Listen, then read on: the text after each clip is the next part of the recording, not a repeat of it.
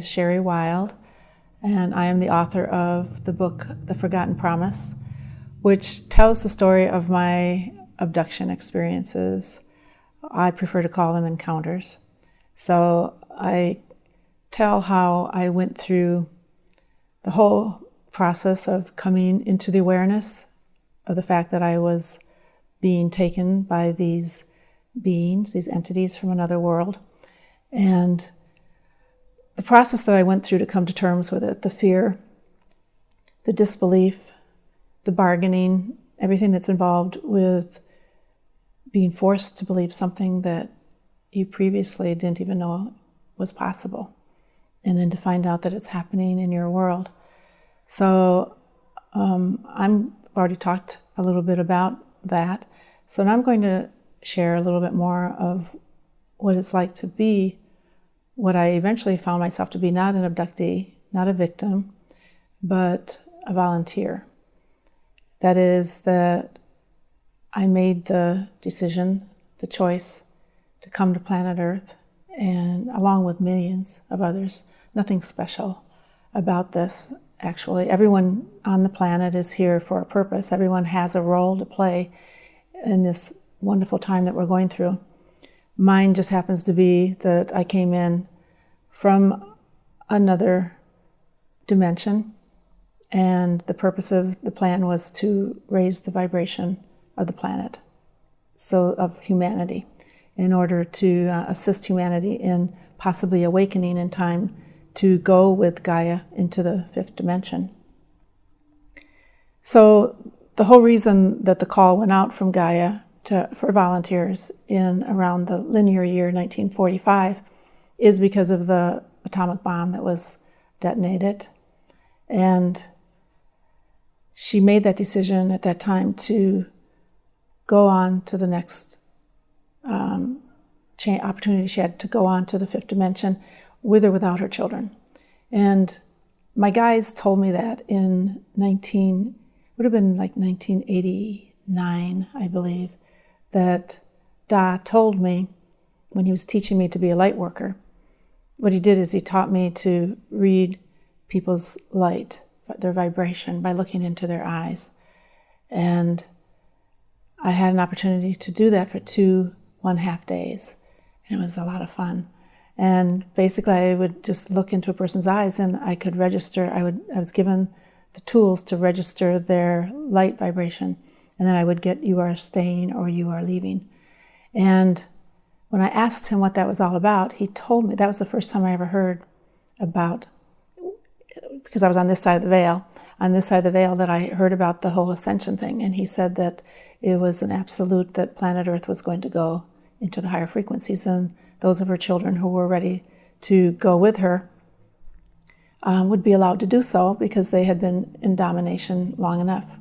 And those who were not ready, that was fine, but they would be taken to another planet, another third dimensional planet, to continue on their journey. So that was pretty surprising to me, but that is the way that it happened on planet Earth. So in 1987, when we had the harmonic convergence, that was part of the plan too. In 1945, Gaia asked for assistance, and it was decided that we would flood the planet with souls coming on to incarnate in body, in the hopes that that would help raise the vibration, the awareness, and it would trigger others to remember. And then they would also flood the planet with all this love and light, and that was the harmonic convergence in 1987. And those days in August were powerful days for me. Those were the days where I basically feel like I got my orders. And it was very soon after that I started having the encounters. I had that period of activity. And in 1988, I was regressed, and my memory was opened up, and I remembered that I became aware that I was being abducted. So there's like two aspects to it. You know, there's me on this side of the veil, and then there's the me that was there before I came here. The me that's on this side of the veil reacted in terror to the fact that I was being taken. And I had a lot of fear for a long time, until I started to put the pieces together and started to realize things they were teaching me, like to be a light reader. I mean, I had conscious recall of him telling me this story. I had conscious awareness of the fact that I was reading people's light, their vibration. So I couldn't reconcile the fact that they could be teaching me those things and still be evil. And what I discovered was that as long as I was trying to analyze it and think my way through who are these beings, what are they all about, that I was running into fear. And I was listening to the people around me, the investigators, and their conclusion was that it was a negative experience. And anything that you would read or any of the conferences that I went to, it was all fear-based. I started to listen to my heart when there came a time when I was at a conference and who was the guy? He's very well known. One of the guys who did regressions, and I can't think of his name right now. And he was saying that they were studying children who had been abducted, children who had been taken and shown the planet being destroyed. As he was up on the stage, and he said, we believe that the reason that they're doing this, the aliens are doing this to these children, is because they want to study our emotions. We don't believe the E.T.s have any emotions. They're very aloof. And so they're jealous, or they're wanting to know how to have these emotions. They're curious, whatever. And when I heard him say that, I knew here in my heart that that was not true. I didn't have time to analyze it. And so I listened to my heart, and I had all I could do to keep from jumping up and saying, no, you're wrong about that. That's not the way that it is. And that was the turning point for me. And I started to go, I know more than I think I know about what's going on with me. And I need to redirect my study and stop analyzing and picking apart everything and looking at it that way. I need to just allow my heart to guide me, my inner knowingness. So that was the beginning of my coming to terms with why this was happening to me. But it was a long journey. And there was an agenda, a timeline that they had set, and I had set with them, I guess, in truth, because I planned my life before I came here. When I volunteered to come here, I was a sixth dimensional being. I was not in form. I was an etheric body. And I had not been in form up to this point.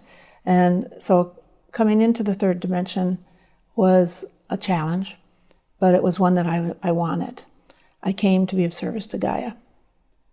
Absolutely love this planet and would do anything for her. And I could see, this plan, it was a make it or break it. Besides, it was a last-ditch effort. It was a last chance. If a soul wanted to come on to Gaia, it was one of the last opportunities to do so, because she was going into the higher frequency. She was going to ascend to the fourth and then the fifth dimension. And the third dimensional planet of Earth was going to be no more. And it is no more. And planet Earth, and the third dimensional planet Earth, was quite the place, as many of us know. It was dominated by fear and controlled by fear. It was created by fear. It was not created by those that oversaw the planet and eventually seeded the planet. The free will of the humans who lived on planet Earth, their free will was sort of hijacked by their fear.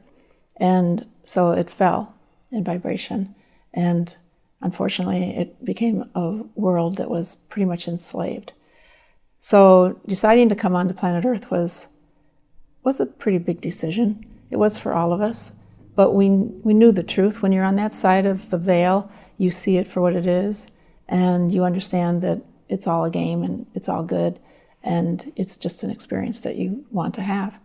So in 2009, when Da came back into my life after being gone almost 20 years, I was pretty calm for some reason. They had me in an altered state, but still I was fairly calm because I had come to terms somewhat with the whole abduction scenario. I'd worked my way through it. I didn't have the answers, but I had found some peace around it. But still, I said, "What are you doing back here?" And he was surprised and said, well, you know that you had been told about the earth changes that were going to be occurring, and we're in the midst of that, and there's work to be done. So one thing that that occurred in 1989, 88 or 89, that was interesting to me, that I've remembered since I wrote the book even, and that is, I had the memory of it, but I couldn't figure out how it all fit together. I had this memory of having a meeting in my living room sometime in 88 or 89, where Da had come in etheric form, and another being was with him, and then I was sleeping on my sofa. I had taken some time off work because I was so stressed by all that was going on. So I was in the midst of this 88, 87, 88, 89, this year and a half period of time when I had intense activity. And at that time, they came in to try to influence me and suggest that I leave planet Earth, that my work was done and that I could go at that time. I had that memory, and I couldn't reconcile that with the fact that I had volunteered to come to planet Earth. I thought, well, why would I leave back then? I guess I was supposed to leave in 1990 or 91, and via a car accident. And I didn't understand how that could be if I volunteered to come to planet Earth. So I left it out of the book because it didn't fit. And I thought I must be mistaken, and yet it bothered me a lot. I talked about it to my editor, I talked to people about it, and I said, I can't get clarity on it. How is it that I volunteered to come in? How is it that at the age of 10 they showed me that I was going to be losing my home and my family and my possessions in order to experience that, so that I could better relate to the humans and what they were going to be going through. And so I left it out of the book, figuring there had to be some kind of mistake, or at least I couldn't get clarity on it. It was interesting that just recently I did get clarity on it, and I just had to ask. And Da came and explained to me. He actually just kind of pulled back the curtain, and they had come to me and said that you've done enough and you'll be of more service if you come back with us now. We want you back on the ship. And when I signed on, I do remember that when I volunteered to come, the primary focus of my volunteering was to be a participant in the hybrid program. Because in 1947, 48, when linear time, when I made the decision to come on, and I was born in December of 1950. So at that time, the timeline showed that planet Earth was going to ascend, but very few of her children were going to go with. And so it looked like the planet would be cleansed of humanity in order for her to ascend. And that had been done before. A few times before, the planet had been flooded, and the beings on the planet were recycled back onto the planet again. But this time, because she was going into the fifth dimension, the children of Earth would not be, those souls could not be recycled back onto this planet. And so the way it was probably going to work was, they would go elsewhere or go back to source, and then sort of get recalibrated, I guess is the word, and start all over again. So I came in to be part of the hybrid program so that we could preserve some of the human DNA, the Earth human DNA, because it's a unique species, and it was an evolving species, the biological entity of the Earth human. So I came in to participate in that, and that's why I had so many. That's part of the reason why I had so many visits from the time I was a very young child. But when I was a teenager and young woman, they came a lot to harvest the eggs. And so having served in that capacity, they didn't necessarily want me to stay any longer and go through the trauma of the Earth. Again, in 1988, when they were proposing this, or 89, whatever time it was, they told me that at that time only 12% of the Earth humans, it looked like only 12% were going to go into the fifth dimension. And while no one wanted to give up, no one was willing to give up, that's for sure, but it felt like I could be of better service on the other side. So I thought that was really an interesting revelation for me, because it resolved. I've had numerous things like that happen, things that didn't jive, things that didn't fit with what I thought or knew my story to be and my work as a volunteer, and there'd be these things that would show up, and I would say, well, that doesn't fit. So then my tendency is to try to unravel the whole thing, because it's a far-fetched story, right? It's crazy, the story that I sit here and I tell. Most people are going to find it crazy. Very hard to believe. And I came in as a Capricorn, so I'm very pragmatic, very down to earth. So the hardest person to convince of this story is me. There's nobody around who's had a harder time trying to swallow this than me. And there's no one who's worked harder to try to disprove it than me. I just didn't want to believe it from the get-go.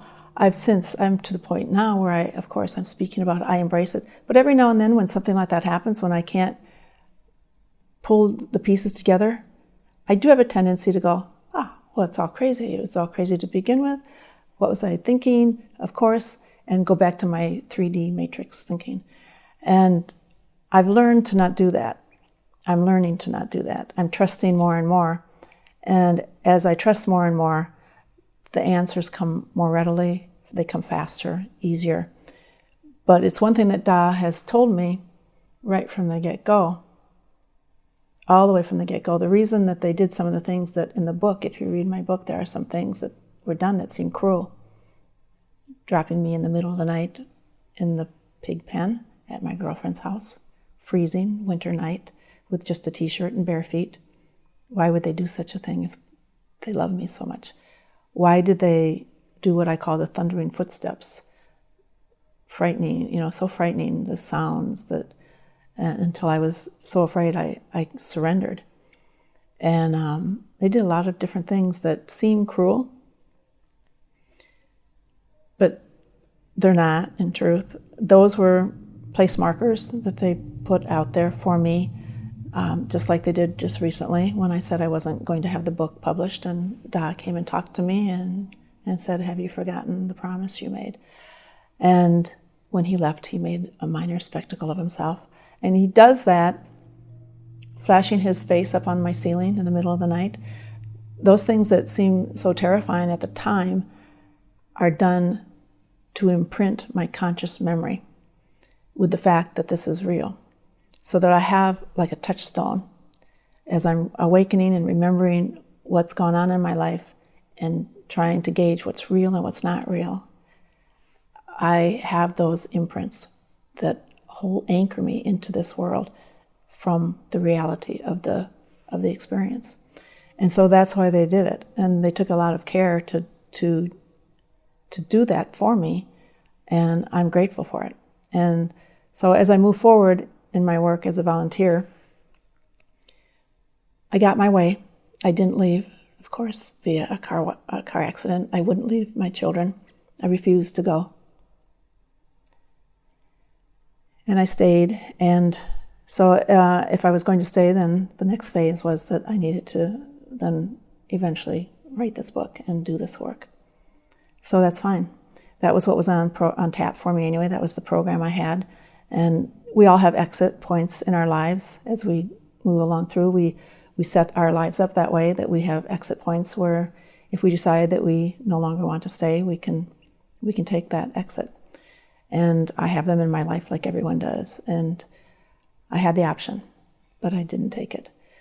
So I'm staying, I stayed on, and I'm willing to continue to do this work as a volunteer. And it means putting myself out here and talking about things that a lot of people are uncomfortable with. And what I've come to understand is that the abduction story is a story that intrigues people. And so it gets their attention. Whether they believe it or not, it still gets their attention. And some will listen to it openly, and with acceptance, depending on their own experiences. Other people will have resistance to it and dismiss it out of hand. I can't probably reach those people. It's the people who are in between there somewhere, who are curious enough to listen to what I have to say and be open enough to at least consider it somewhat. And to them I would say that I'm grateful that they listen, but I really don't care if they believe my story or not, because all I want to do is get your attention so that I can trigger in you and be a catalyst for you to say, whoa, okay, I can't buy what she's saying, it's too far out, or I don't agree with this, but I agree with that. That's fine. What I say is just go within. I'm asking people to go within and find their own truth as to who they are. Because that's the big question everyone should be asking themselves right now, is who am I? Why am I here? What's this all about? Because as we move forward into the fifth dimension, it is true that we all will have the opportunity to evolve with Gaia as she moves along that path, is moving along that path rapidly. But those who don't resonate with her will reach a certain level and cannot go any further. And so everyone will go to the level that they are able to go to. And we have this amazing opportunity to go all the way to the fifth dimension. And we would just like to see as many of the Earth humans as possible make that. Because while the third dimension was a very tough place on planet Earth, fourth dimension is the cleansing, more or less. It's the looking at what we've created and recognizing that we are the creators of our own planet, of our own reality. The fifth dimension is where we move out of that. We move out of the world of duality. Third dimensional and fourth dimensional Earth is a world of duality. You've still got the polarities. And as long as you still have the polarities, there's still that opportunity for you to be enslaved and controlled. Especially on a planet that's been enslaved the way this one has been. The system is already in place. And through the media, television, news, through so many different ways, we're being kept distracted. And we're being lied to and hypnotized in so many different ways. So it's a real challenge to awaken, or to get these humans to awaken, because they've been taught to laugh and ridicule anything that is outside of this narrow band of what is supposedly called normal. And so trying to get them to think outside the box is a real challenge. They're afraid of being ridiculed themselves, laughed at, and even those who are wanting to look outside the box and try to view life from a higher perspective, or from at least a different perspective, they're so distracted.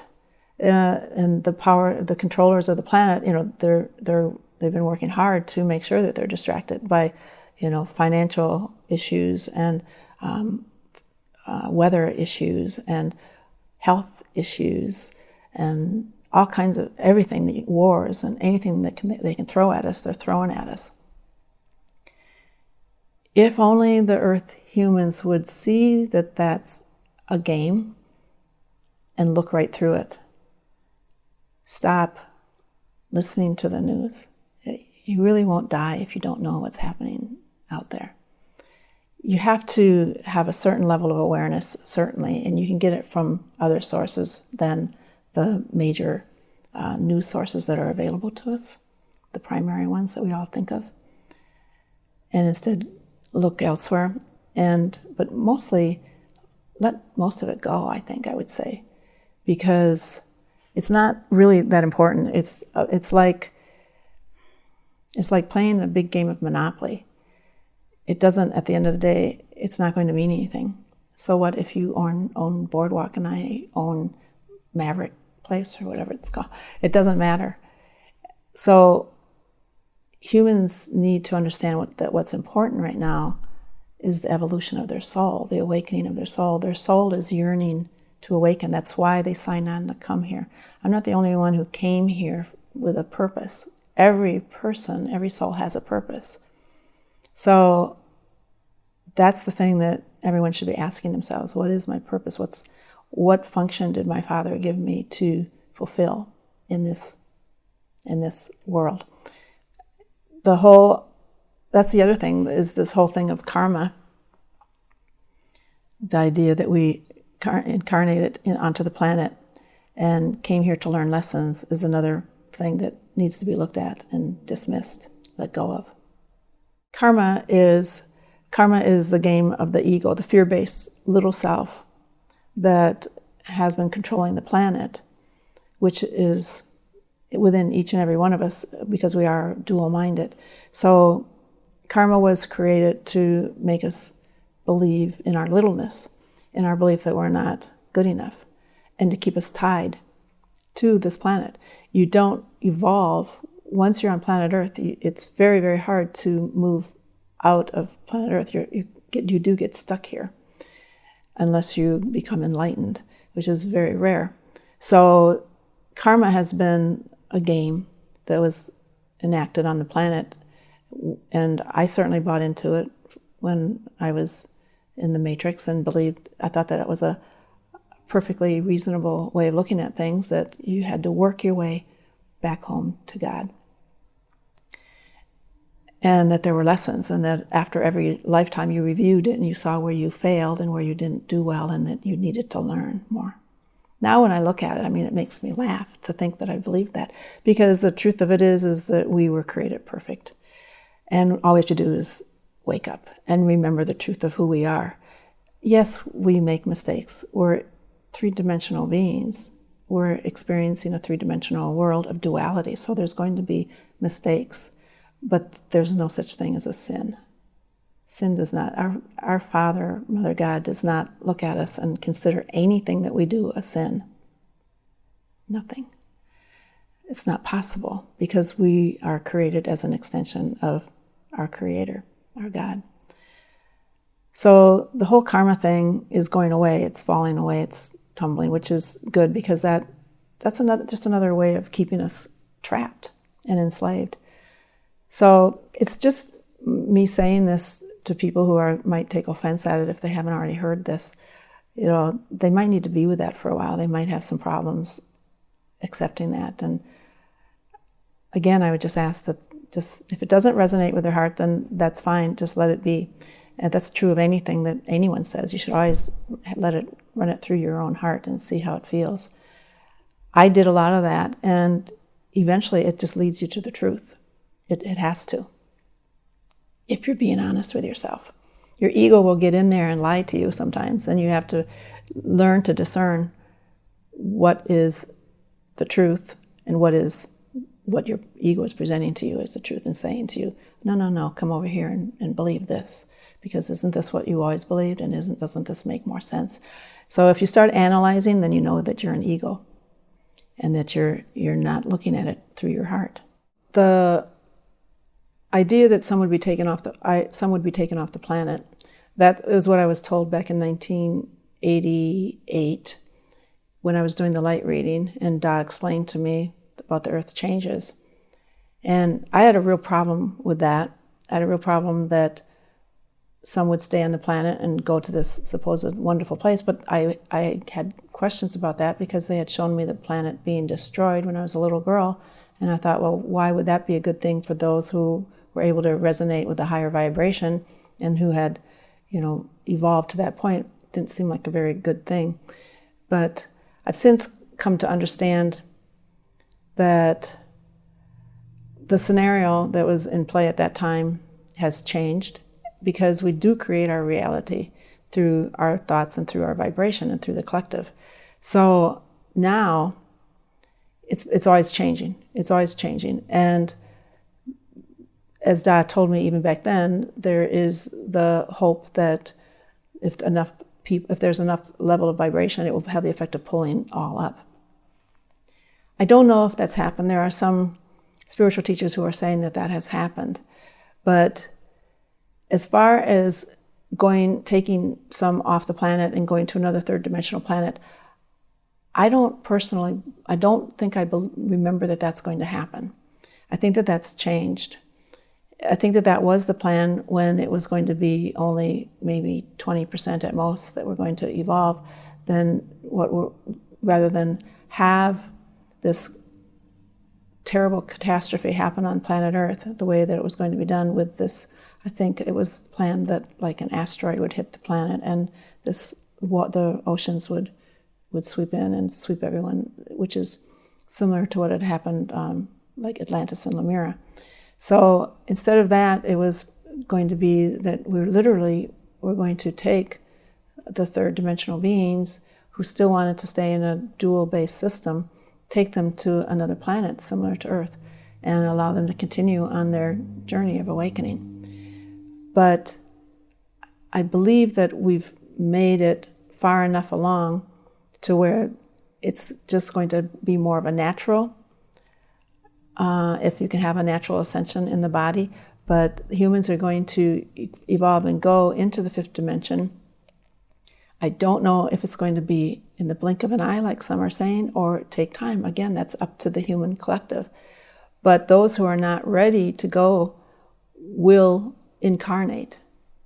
They will just reincarnate into a new body on another third dimensional planet. There are other third dimensional planets.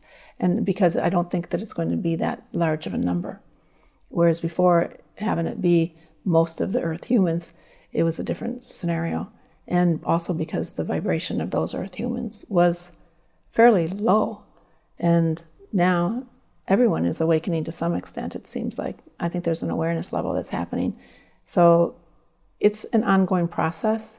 And if it happens, if it's extended out over so long a period of time, it is true that certainly every soul on the planet can get to that dimension, to that fifth dimension. That's the hope. Because it has, as those who are leading the pack as far vibrationally, they will demonstrate to others, and they will have the effect of pulling their vibration up and bringing them into awareness just through the demonstration of their lives and just through their own vibration, having that impact.